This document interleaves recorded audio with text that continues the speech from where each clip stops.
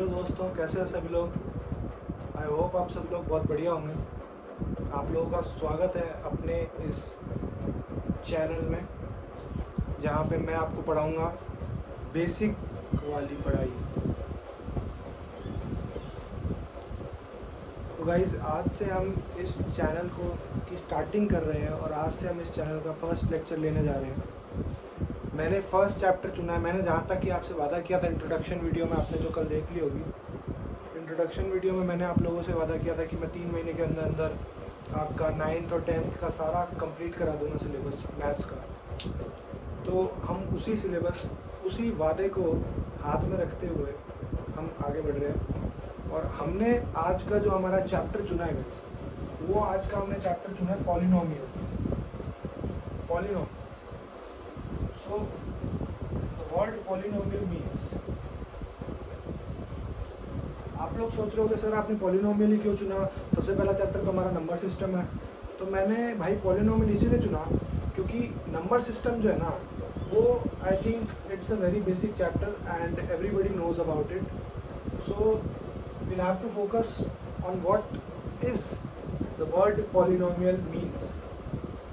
So first of all we'll say that भाई polynomials ऐसा एक वर्ड है, टाइप ऑफ अलजेब्रिक इक्वेशन होती है। एक टाइप ऑफ अलजेब्रिक इक्वेशन होती है जिसमें मोर देन वन टर्म्स होती है, जिसमें एक से ज़्यादा टर्म्स होती है, एक ऐसी टाइप की। सो पॉलिनोमियल का मतलब यही होता है कि एक ऐसी algebraic expression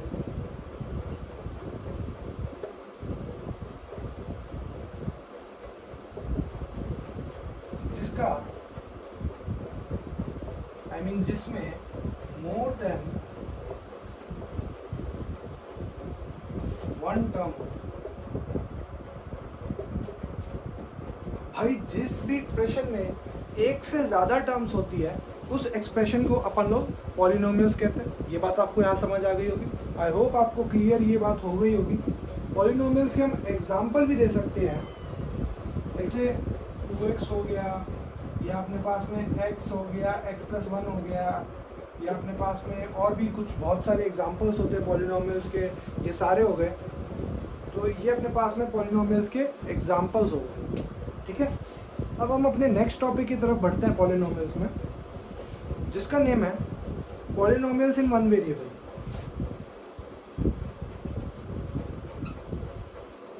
polynomials in one variable.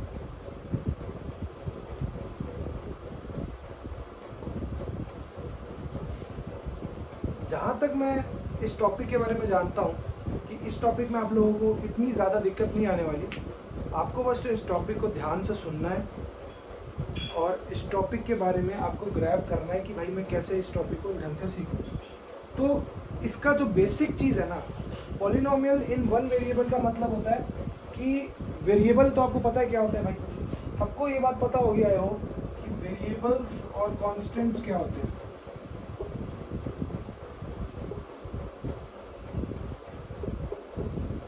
X, Y, Z, alpha, beta और गामा, ये आप लास्ट में सीखोगे। अल्फ़ा, बीटा, गामा, ये सब वेरिएबल्स होते हैं अलग अलग टाइप के। फिर अपन बात करते हैं कि भाई कॉन्स्टेंट्स क्या होते हैं।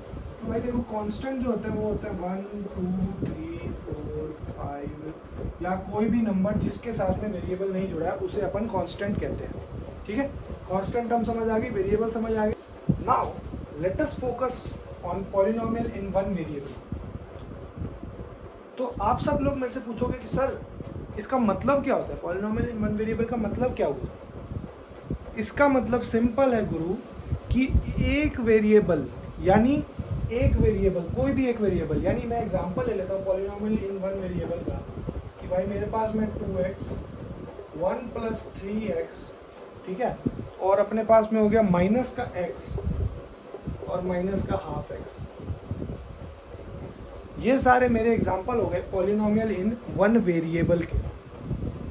अब आप लोग मेरे से पूछोगे कि सर टर्म किस चीज़ का नाम है, सर टर्म क्या कहते हैं, टर्म क्या चीज़ है। तो भाई टर्म कुछ भी चीज़ नहीं है, मैं आपको बताता हूँ। जैसे कि मैंने यही एक चीज़ पकड़ ली, ठीक है, इसमें मेरे पास में टर्म क्या हो गया, ये जो 2x है ना भाई, ये मेरे पास में टर्म हो गई यहाँ पे। इसमें क्या हो गई 3x मेरे पास में टर्म हो गई, इसमें मेरे पास में -x टर्म हो गई, और इसमें मेरे पास में माइनस का हाफ x एक टर्म हो गई। ये सारी मेरी टर्म्स हो गई, और इसमें जो ये +1 दे रखा है ये भाई साहब हो गया अपने पास में कांस्टेंट, ये अपने पास में हो गया कांस्टेंट। ठीक है, अब अपन बढ़ते हैं अपने अगले टॉपिक की तरफ। अब हम लोगों को बात करनी है कि कोफिशिएंट किस चिड़िया का नाम है। भाई सही में मत मान लेना चिड़िया ही है कोफिशिएंट। कोफिशिएंट एक मैथमेटिकल वर्ड है। अब सब लोग मेरे से पूछेंगे कि sir what the term coefficient means. Sir आपने ये कोफिशिएंट का टर्म तो लिख दिया, बट सर हमें इस चीज़ का मतलब ही नहीं पता कि मतलब होता क्या है। मैं सोच रहा हूँ कि आप लोगों को कुछ नहीं आता 9th क्लास का, आप जस्ट बेसिक से स्टार्ट ही कर रहे हो। मैं उसी हिसाब से आप लोगों को पढ़ा रहा हूँ। कोफिशिएंट का भाई देखो बेटा मतलब कुछ नहीं होता। कोफिशिएंट का सिर्फ एक सिंपल सा मतलब होता है, कोफिशिएंट का एक सिंपल सा मतलब होता है, जैसे मैंने एक टर्म लिख दिया यहाँ पर माइनस का x³ प्लस का x² प्लस का 3x माइनस का 2, ये मैंने एक टर्म लिख दिया। ठीक है, अब इसमें भाई साहब जैसे क्वेश्चन कैसे आते हैं बोर्ड्स में, क्वेश्चंस ऐसे आते हैं कि बताओ बच्चे बताओ x³ का कोफिशिएंट क्या हो गया, x² का कोफिशिएंट क्या हो गया, और x का कोफिशिएंट क्या हो गया। इसमें क्वेश्चंस कुछ इस प्रकार के आते हैं। तो एक बात बच्चों हमेशा से ध्यान रखना, एक बात कि आप कभी भी कोफिशिएंट लिखोगे ना, तो जैसे यहाँ पर देखो ये x³ के ऊपर माइनस का साइन है, तो कोफिशिएंट के साथ में हमेशा वो साइन जरूर लगाना। साइन के बिना कोफिशिएंट नहीं होता है ना। तो आपको जैसे x³ का कोफिशिएंट पूछा तो इसके आगे 1 है ऑब्वियसली, अगर 0 होता तो ये इंटू 0 होता ऑब्वियसली। कि भाई x³ का जो कोफिशिएंट है वो हमारे पास में है -1। ये हमारे पास में क्लियर कट बात आ गई। ठीक है भैया, कोई दिक्कत नहीं। अब भाई साहब बात आई x² की। x² के आगे पॉजिटिव, यानी ये एक पॉजिटिव टर्म है। अब पॉजिटिव टर्म है तो यानी अपने पास में x का आ गया +1 कोफिशिएंट, 1 है आगे। बात आई अब 3x। अब x की बात आई, यहाँ पे अपन 3x नहीं इसको कंसीडर करेंगे, इसको अपन x कंसीडर करेंगे, क्योंकि अपन से क्वेश्चन में इसने x का कोफिशिएंट पूछा है। तो अपन इसको x टर्म में कोफिशिएंट को समझेंगे। तो हम लोग ये समझेंगे कि भाई x के साथ में तो 3 जुड़ा हुआ है, 3 जुड़ा हुआ है। अब 3 जुड़ा हुआ है तो भाई साहब 3 क्या है, नेगेटिव है या पॉजिटिव है ना। बात ये आई, हमें फिर देखना है कि भाई साहब ये पॉजिटिव नंबर है तो हम इसके साथ में डालेंगे +3, ये हमारा कोफिशिएंट हो गया।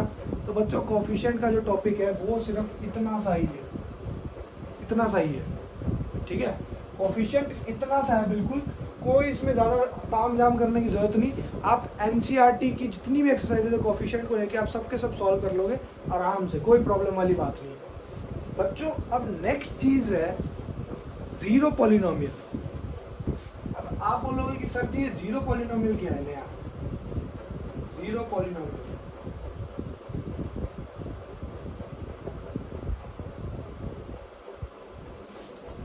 देखो भैया, ज़ीरो पॉलिनोमियल का सीधा सीधा मतलब होता है ज़ीरो, यानी कि एक कांस्टेंट पॉलिनोमियल।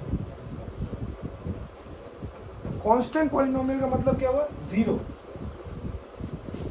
मैंने ज़ीरो का नाम कांस्टेंट में मैंने इसीलिए नहीं लिखा था क्योंकि मुझे यहाँ इस बात की पुष्टि करनी थी कि ये ज़ीरो पॉलिनोमियल भी कहा जा सकता है इसे।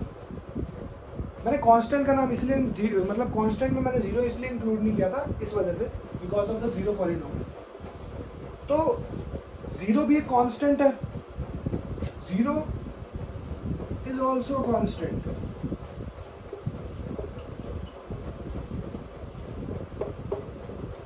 Since 0 is also constant, so we can say that कि ज़ीरो पॉलिनोमियल में ज़ीरो टर्म होगी, यानी कि वो जिस भी टर्म में एक ज़ीरो कांस्टेंट होगा। यानी ऐसा मत कहने लग जाना कि सर ये देखो 3x + 0 = 0, मतलब 3x + 0 ये सर एक जीरो टर्म हो गई। नहीं भाई, अगर तूने ऐसे लिख दिया ना 3x प्लस 0, तो ये पूरा का पूरा एग्जामिनर तेरा गलत कर देगा यहाँ पे। क्यों भाई? क्योंकि ये पॉलिनोमियल इन वन वेरिएबल है, 0 तो प्लस में है भाई साहब। अगर मल्टीप्लिकेशन में 0 होता तो अपन उसको कांस्टेंट पॉलिनोमियल कह सकते, यानी 0 टर्म वाला पॉलिनोमियल अपने ऐसे कह सकते। अगर तुम लोगों के दिमाग में ये चीज़ चल रही हो तो ये चीज़ ध्यान कर लेना, क्लियर कर लेना कि भाई साहब ऐसा, चाहे वो 3x माइनस 0 हो, चाहे वो 2x प्लस 0 हो, चाहे वो 2x इक्वल टू 0, कुछ भी हो, ये सारा का सारा गलत है भैया, कुछ नहीं है। 0 जब तक इनटू में नहीं होगा, 3x के इनटू में नहीं होगा, तब तक वो 0 पॉलिनोमियल कहने के लायक नहीं है। ये बात ध्यान रखना। ये भाई साहब अपने पास में पॉलिनोमियल इन वन वेरिएबल हो जाएगा, जो अभी अभी जस्ट पढ़ा था अपन ने, ठीक है। ये बात तुम लोगों को ध्यान में रहनी चाहिए कि 0 पॉलिनोमियल को क्या कहते हैं अपन। 0 पॉलिनोमियल किसी चीज़ के लिए, किस चीज़ के लिए रेफर करता है 0 पॉलिनोमियल, ये सारी चीज़ें आपको ध्यान होनी चाहिए, ठीक है। अब जो अपना छोटा सा एक नेक्स्ट टॉपिक है, जो मेरे को लगता है कि थोड़ा काम आएगा अपने इस चैप्टर के लिए, जो मुझे लगता है कि वो है पॉलिनोमियल्स की जो एक्सपोनेंशियल डिग्री होती है ना, उसको अपन कैसे रेफर करेंगे। देखो, एक्सपोनेंशियल डिग्री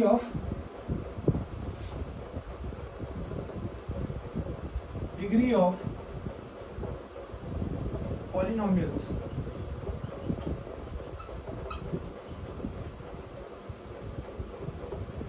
ये भाई साहब अपने पास में एक टॉपिक आ गया कि exponential degrees of sir polynomial क्या होता है। तो भाई इसमें अपन को कुछ नहीं देखना, इसमें मैं आपको 3-4 बेसिक चीज़ें बताऊंगा जो आपको ध्यान में रखनी है कि अगर x की पावर -1 कहीं गिवन हो तो क्लियर कट मान लेना कि वो 1/x होगी, ठीक है। ये आप समझ गए बात। अगर भाई साहब x की पावर की जरूरत नहीं, इसमें आएगा रूट। x का अगर कहीं रूट दिया हुआ है तो भाई रूट की हमेशा पावर x की पावर 1/2 होती है। ये बात भी आप ध्यान रख लोगे, फ्यूचर में बहुत ज़्यादा काम पड़ने वाली इस बात की। इस बात पे गौर करना गाइस, कि इस बात पर गौर करना बिल्कुल, क्योंकि ये बात बहुत ज़्यादा आपके ध्यान में आने वाली है।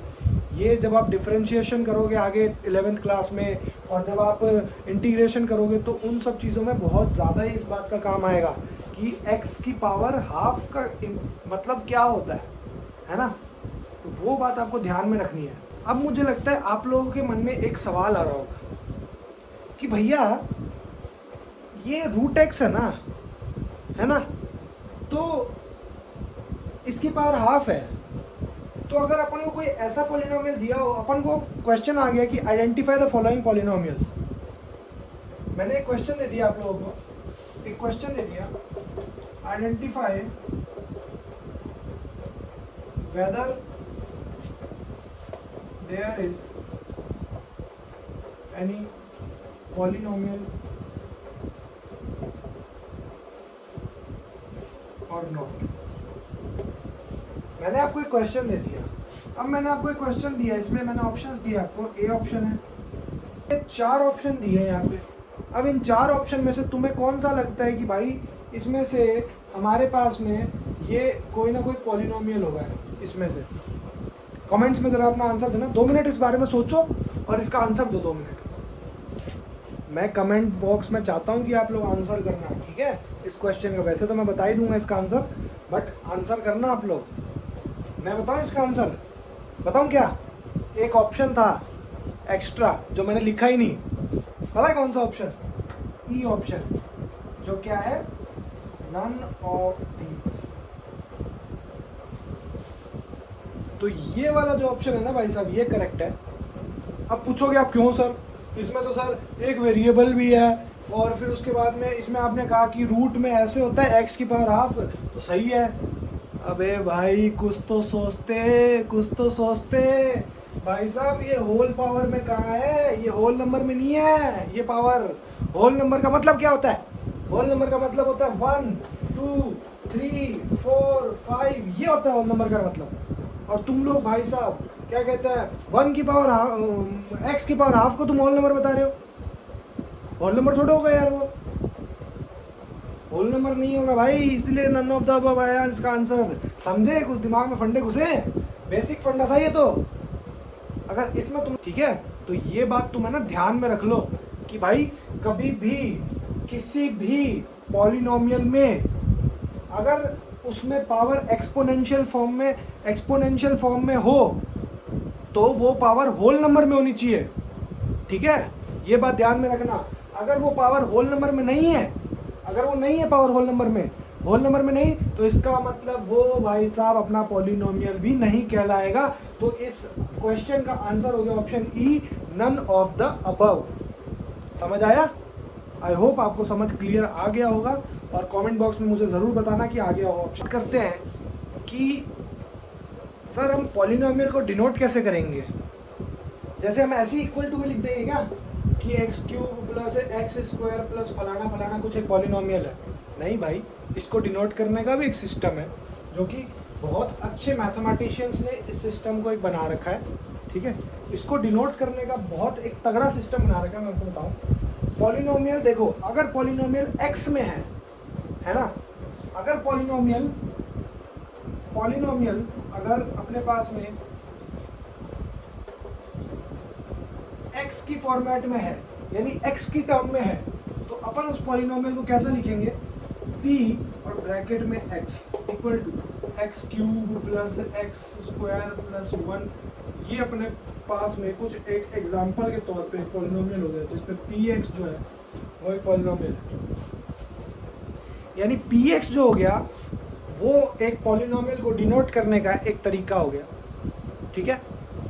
अब आप लोग कहोगे कि सर सिर्फ px से डिनोट कर सकते हैं, किसी और चीज़ से नहीं कर सकते। भाई तुम्हें जिससे करना कर लो, तुम fx से कर लो, तुम ry से कर लो, rx से कर लो, ry से कर लो, या तुम अपने vx से कर लो, zx से कर लो, तुम जिस मर्जी से कर लो भाई, कोई दिक्कत नहीं है इसमें, इस चीज़ में कोई प्रॉब्लम नहीं है। हाँ, बट क्वेश्चन में जिस चीज़ से दिया हो तुम उसी चीज़ से करना, ये बात मेरी ध्यान में रख लेना कि क्वेश्चन का जो मेन मोटिव होता है, जैसे क्वेश्चन वालों ने आपको fx में दे दिया, मैक्सिमम टाइम्स px में आपको नहीं मिलेगा पॉलिनोमियल, fx में मिलता है, तो आप कंफ्यूज हो जाओगे कि सर यार हमको तो आपने पढ़ाया ही नहीं था fx में। भाई सब पढ़ाया हुआ होता है, कुछ नहीं होता, इससे और इससे कुछ फ़र्क नहीं पड़ता, टर्म सेम ही रहेगी, आपको सेम ही चीज़ करनी है, कोई फ़र्क नहीं पड़ना उससे। आपको सिर्फ क्या कहते हैं, fx इक्वल टू जो भी ये पॉलिनोमियल है x cube plus x square plus 1, तो ये आपको पॉलिनोमियल दिया हुआ होगा, आप किसी भी चीज़ से, कोई भी वेरिएबल से, किसी भी चीज़ से आप उसको डिनोट कर सकते हो, कोई उसको प्रॉब्लम नहीं है। तो ये एक पॉइंट हुआ अपने पॉलिनोमियल को डिनोट करने का, ठीक है। एक बात मुझे और आपको कहनी थी, मतलब इम्पॉर्टेंट सी बात है कि जो पॉलिनोमियल्स होते हैं ना, आप लोगों को लग रहा होगा कि यार सर पॉलिनोमियल्स जो होते हैं वो इनफाइनाइट टर्म के होते होंगे। नहीं भाई, इनफाइनाइट नहीं होते। पॉलिनोमियल्स हमेशा, चाहे कितने ही बड़े से तू ले ले, पॉलिनोमियल्स जो होंगे ना,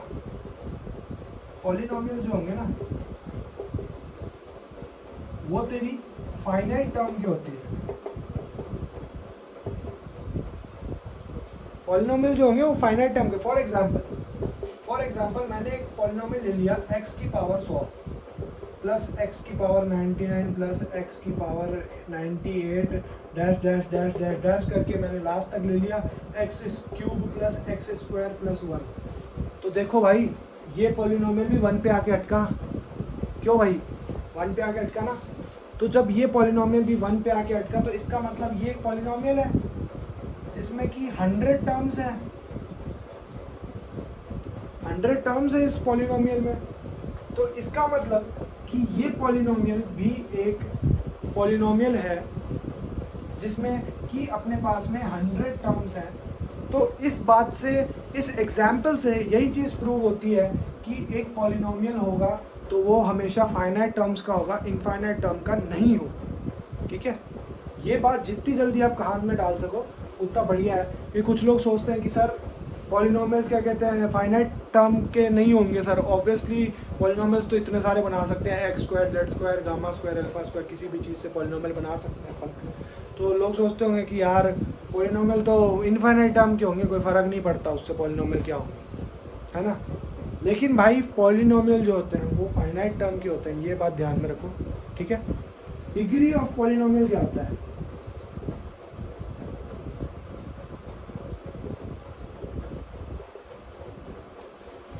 एक चीज़ बतानी रह गई थी, सॉरी, कि बताना चाहता मैं कि डिग्री ऑफ पॉलिनोमियल क्या होता है। तो डिग्री ऑफ पॉलिनोमियल सर ऐसा होता है, देखो मैं बताऊं, डिग्री इक्वल टू जो होता है वो होता है हाईएस्ट पावर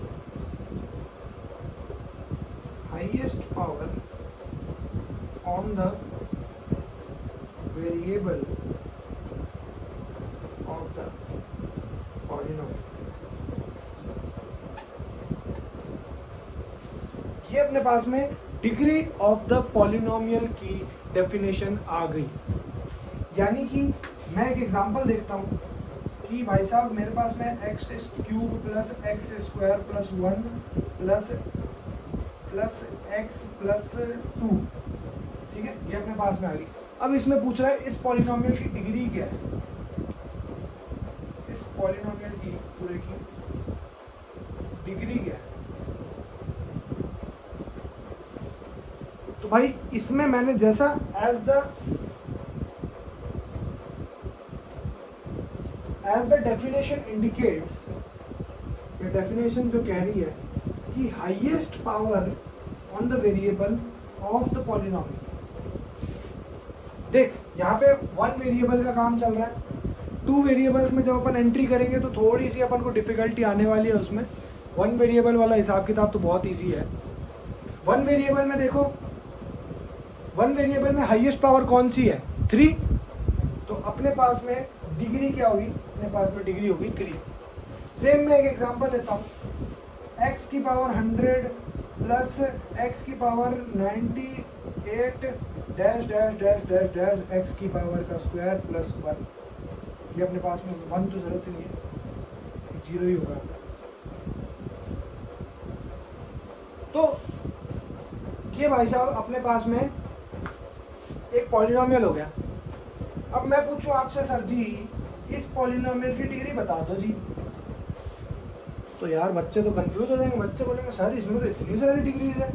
नहीं भाई नहीं, कंफ्यूज होने की बात नहीं है।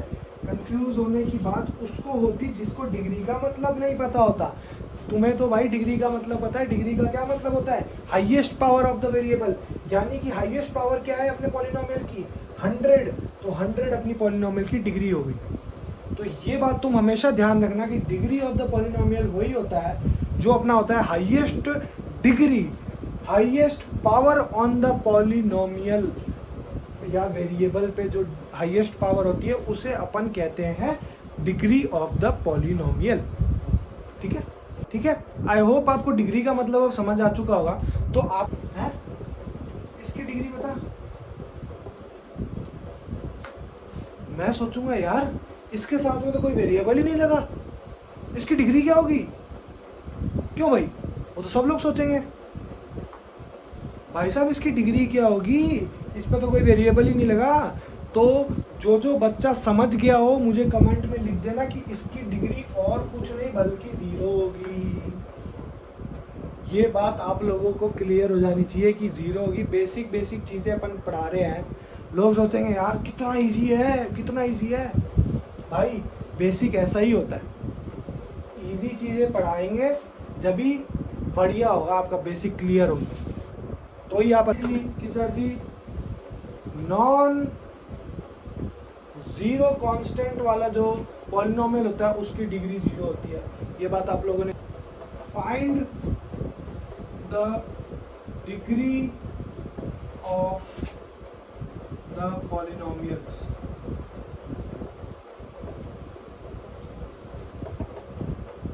मैं सेम क्वेश्चन नहीं करा रहा, मैं कुछ अपने हिसाब से मॉडिफाई करके करा रहा हूँ।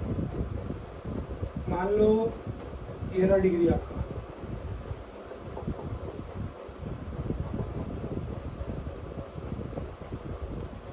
ये मैंने आपको 3 क्वेश्चन दिए हैं, इस पे आप लोग 2 मिनट सोचो, चेक करो कि इसकी डिग्री क्या होगी, फिर मेरे को बताएं।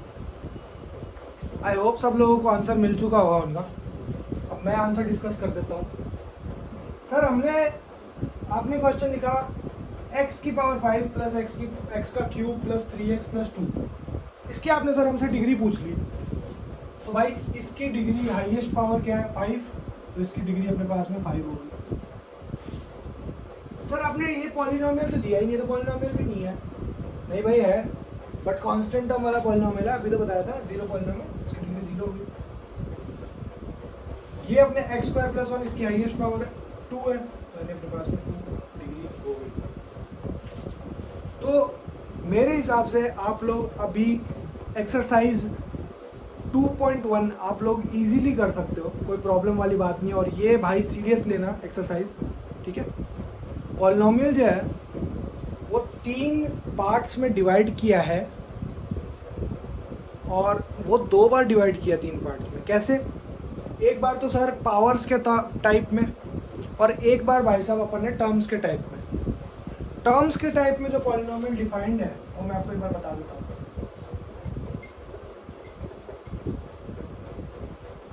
टर्म्स के अकॉर्डिंग पॉलिनोमियल 3 टाइप के होते हैं।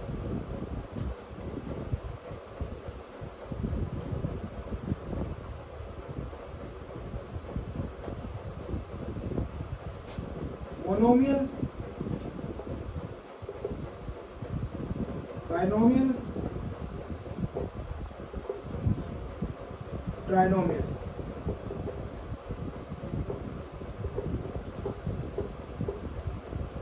टर्म्स के अकॉर्डिंग पॉलिनोमियल 3 टाइप के होते हैं। मोनोमियल वो पॉलिनोमियल जिसमें अपने पास में टर्म एक टर्म होगी। बाइनोमियल वो टर्म जिसमें अपने पास में 2 टर्म होगी। और ट्राइनोमियल वो टर्म जिसमें अपने पास में 3 टर्म्स होगी। नंबर के हिसाब से भी पॉलिनोमियल्स को 3 पार्ट्स में डिवाइड किया गया है। पावर के हिसाब से, पावर के हिसाब से पहला पॉलिनोमियल जो है वो है लीनियर पॉलिनोमियल।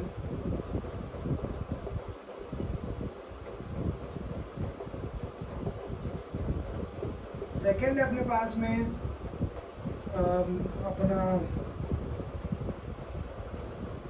सेकेंड है अपने पास में क्वाड्रेटिक पॉलिनोमियल।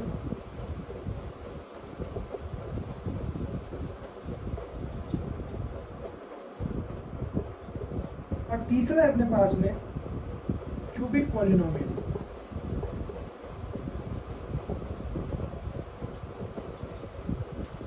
आई होप आप लोग समझ गए होंगे कि इनका नेम जस्टिफाई होने से ही पता लगता है। इसमें पावर 1 होगी, यानी पावर तो क्या ही कह सकते हैं अपन, डिग्री कह सकते हैं, डिग्री 1 होगी। इसमें अपने पास में डिग्री 2 होगी, और इसमें अपने पास में डिग्री 3 होगी।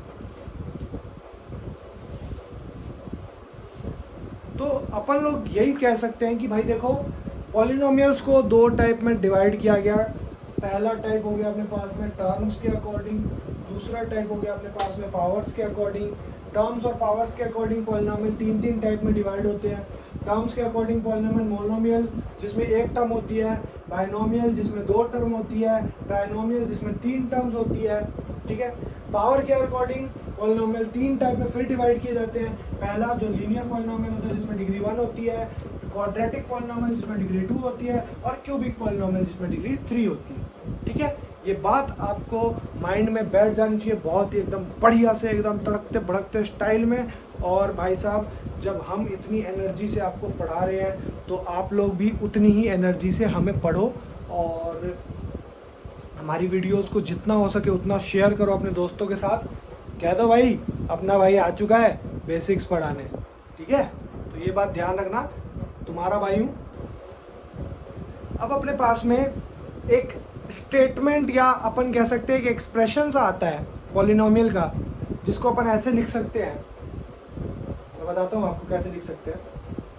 इन वन वेरिएबल x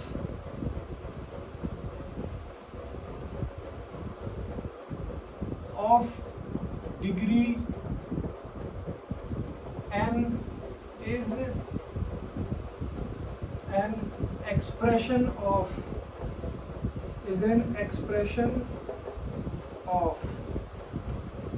ये मैं स्टेटमेंट लिख सकता हूँ कि एक पॉलिनोमियल जो कि 1 वेरिएबल का है, जिसकी वेरिएबल x है और जिसकी डिग्री n है, तो उसका अपन एक्सप्रेशन कैसे लिख सकते हैं वो मैं आपको बताता हूँ। Plus a n-1 into x की power n-1 n x n, यहाँ पर एक्स एन आए dash dash dash dash dash A1 और प्लस का A0। ये हो गया अपने पास में एक पॉलिनोमियल को लिखने के लिए एक्सप्रेशन। सब बच्चे कहते हैं कि सर स्टैंडर्ड फॉर्म होती है, कुछ चीज़ की स्टैंडर्ड फॉर्म होती है, तो पॉलिनोमियल्स को लिखने की स्टैंडर्ड फॉर्म ये आ गई अपने पास में, हाथों में आ गई। ठीक है, A2 A3 से लेके AN तक।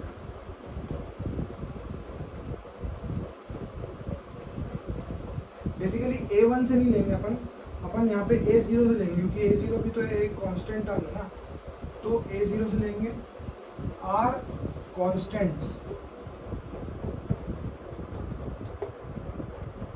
ठीक है, ये बात आपको समझ आ जानी चाहिए कि A0 से लेके जो AN वाले जो ये टर्म्स है, ये सारे कांस्टेंट्स टर्म्स हैं, और x की जो पावर है वो आएगी अपने पास में। मैं इसमें और ऐड करूंगा कि जो AN है ना वो 0 की इक्विवेलेंट नहीं हो सकता। ये चीज़ मैं और ऐड करूंगा इसमें कि जो AN है वो कभी भी 0 के इक्विवेलेंट नहीं हो सकता। इस एक्सप्रेशन का मतलब तभी निकलेगा अगर देखो यार, अगर AN 0 का इक्विवेलेंट हो गया तो फिर कांस्टेंट टर्म ही खत्म हो जाएगी ना, और कांस्टेंट टर्म अगर खत्म हो गई और ये इनटू में है इससे, तो अपना पॉलिनोमियल 0 पॉलिनोमियल हो जाएगा यार। ये बात समझ आ जानी चाहिए तुमको अभी तक। ठीक है, अब देखो यार, अपना खुशी खुशी देखो पूरा का पूरा अपना कितने बढ़िया से अपन ने पूरा का पूरा 2.1 वाली एक्सरसाइज सारी खत्म कर दी। आप बोलोगे सर हैं 2.1 खत्म हो गई सर, उसमें तो 5 क्वेश्चन है, 5 क्वेश्चन के भी कितने सारे पार्ट है। भाई तो जा तो सही, एक बार पार्ट कर तो सही। एक भी सवाल में अगर डाउट निकला ना, तू मेरे को बताइयो, मैं फिर तेरे को बताता हूँ कौन से सवाल में तेरा डाउट निकला है। ठीक है, अभी अपन डिस्कस नहीं कर रहे हैं, मैं आपको पूरा का पूरा 2.1 जो है वो पूरा का पूरा आपको होमवर्क में दे रहा हूँ। ठीक है ना, होमवर्क में दे रहा हूँ, होमवर्क नोट डाउन कर लो ऐसा, होमवर्क नोट डाउन कर लो 2.1। अरे मैं घड़ी जैसा क्यों लिख रहा हूँ, 2.1 एक्सरसाइज होमवर्क है, अपनी करनी है पूरी की पूरी एक्सरसाइज। कल की क्लास आने से पहले एक्सरसाइज कर दो और कमेंट बॉक्स में मुझे बता देना कि सर जी एक्सरसाइज हो गई कंप्लीट। आपने कहा था कि कल के कल करना, हमने तो 15 मिनट में कर ली। तो ऐसे तुम लोग मेरे को बता देना। ठीक है, एक्सरसाइज सर हमने करी या नहीं करी। ठीक है, तो आई होप तुम सभी को ये वाली वीडियो बहुत बढ़िया लगी होगी भाई। अगर ये वाली वीडियो अच्छी लगी हो तो इस वीडियो को जाके लाइक कर देना, अपने बाकी सारे दोस्तों को भी शेयर करना कि तुम्हारा भाई ने शुरू कर दी है बेसिक की पढ़ाई, जो कि स्टार्ट करी हमने 9th क्लास की पॉलिनोमियल्स के चैप्टर से। और भाई साहब पहला लेक्चर क्या लिया है बंदे ने, भाई अपनी तारीफ खुद करूँगा नहीं, तुम कर देना यार थोड़ी बहुत, इतनी तो कर सकते हो ना यार, इतनी तो थोड़ी तुम्हें विश्वास रख सकता हूँ यार। तो ठीक है, होमवर्क करके आना भाई, होमवर्क इज़ अ मस्ट। अगर तुम भी मिलते हैं कल वाली वीडियो में जिसमें हम पढ़ेंगे एक्सरसाइज 2.2, उसके बारे में पढ़ेंगे। उसमें हमारा जो कल का जो टॉपिक होगा वो बहुत ही इंटरेस्टिंग टॉपिक है, और पॉलिनोमियल का आई थिंक सबसे ज़्यादा इंटरेस्टिंग टॉपिक वही है। तो उस टॉपिक को मैं बोल लूँ तो थोड़ा हल्का फुल्का, बिल्कुल एकदम इतना सा एकदम पिद्दी सा एकदम पढ़ के आ जाना बस, हल्का सा। और ये एक्सरसाइज अपने होमवर्क तो है ही। ठीक है, ये होमवर्क है, इसकी अपन अलग से वीडियोस डालेंगे। 2.1 2.2 ये सारी एक्सरसाइज अलग से डिस्कस करेंगे। इसमें अपन सिर्फ चैप्टर पढ़ाएंगे, थ्योरी टाइप्स।